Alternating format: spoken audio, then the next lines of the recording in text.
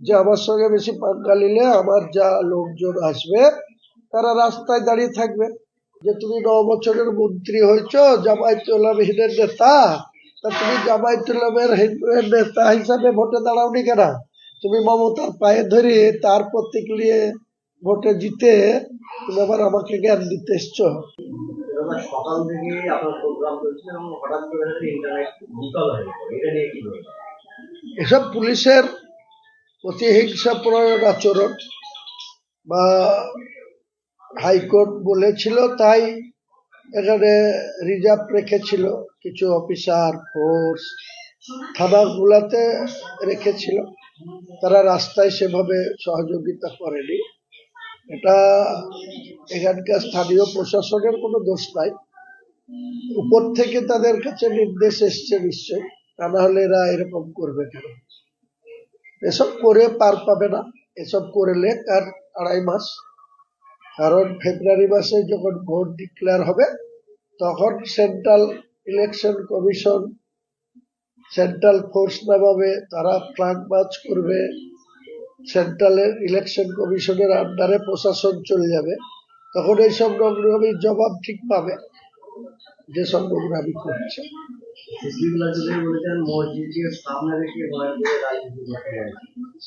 ও কিছু কাকে সামনে রেখে রাজনীতি করেছে? দাঁড়িয়ালা যে তুমি 9 বছরের মন্ত্রী হয়েছ, জামায়াতুল হিন্দের নেতা, তা তুমি জামায়াতুল নেতা হিসাবে ভোটে দাঁড়াওনি কেন? তুমি মমতার পায়ে ধরে তার প্রতীক নিয়ে ভোটে জিতে তুমি আবার আমাকে জ্ঞান দিতে এসছো।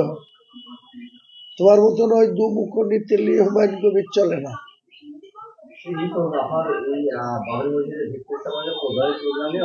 অনেকেই বলছিল নাকি এটা একটা বিশাল বড় কাটরা মসজিদের মতন মুসলমান নিধনের একটা পথ নিতে পারে এবং শান্তি শৃঙ্খলা ভাবে সেই অনুষ্ঠান শেষ হবে, এটা নিয়ে কি বলবেন?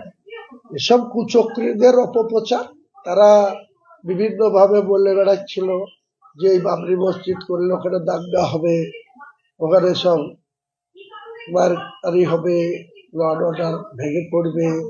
রাজ্যপালও বলছিল যে হুমায়ুন কবিরকে হোম অ্যারেস্ট করে বাড়িতে রেখে দাও, হুমায়ুন কবির না বেরোলে আর বাড়ি থেকে কেউ লোকজন আসবে না। কিন্তু তার যে কি রিপারকিশন হতো আজকে তার প্রমাণ, যে হুমায়ুন কবিরকে যদি আটকে রাখা হতো তাহলে হুমায়ুন কবিরের বাড়িতে যে কত লোক আসতো আর যে প্রশাসন আমাকে ঘিরে রাখতো সে প্রশাসনের কি হাল হতো ঠিক বুঝতে পারত।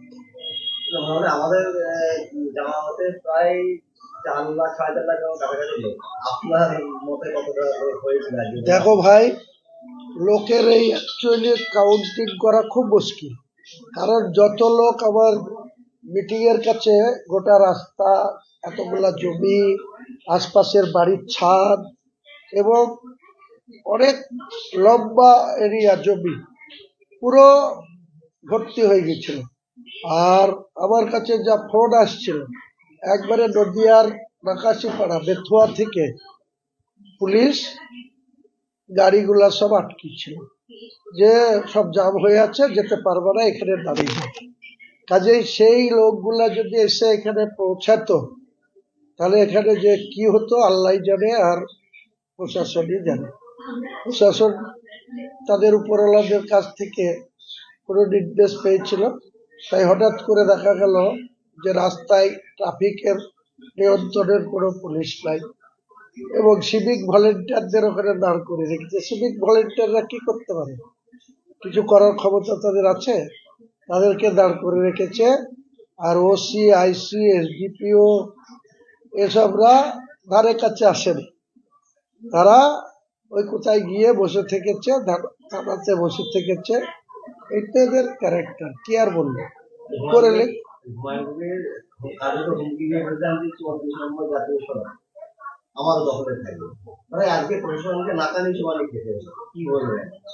যেটা বলেছিলাম সেটা মিলল কেনা। আমি বলেছিলাম আমার সঙ্গে বেশি পাঙ্গা নিলে রেজিনগর থেকে বহরমপুর 30 কিলোমিটার, এটা আবার 40 কিলোমিটার হয়ে গেছে। আমি 30 কিলোমিটারে বলেছিলাম যে আমার সঙ্গে বেশি পাঙ্গা নিলে আমার যা লোকজন আসবে তারা রাস্তায় দাঁড়িয়ে থাকবে, সেখানে কোনো যান চলাচল করতে পারবে না, গোটা রাস্তা বহরমপুর থেকে রেজিনগরের লেন্থ হচ্ছে 30 কিলোমিটার। আজকে প্রমাণ হয়ে গেল বহরমপুর থেকে একদম নাকাশিপাড়া 45 কিলোমিটার রাস্তা পুরো গাড়িতে আর মানুষে পুরো একদম ব্লক হয়ে গেছিল। তা আমি যা বলেছি সেটা হয়েছে কিনা, এখন যেসব মূর্খরা লাফাচ্ছিল, যেসব পাতাখোররা, গেঁজাখোররা, হিরোইন খোররা, সুদখোররা, যেটা মোনাফেকরা যেসব কথা বলছিল, তাদের যোগ্য জবাব হয়েছে কিনা তারা এখন মানে গুলো হুমায়ুন কবিরের কিছু বলার নাই আর।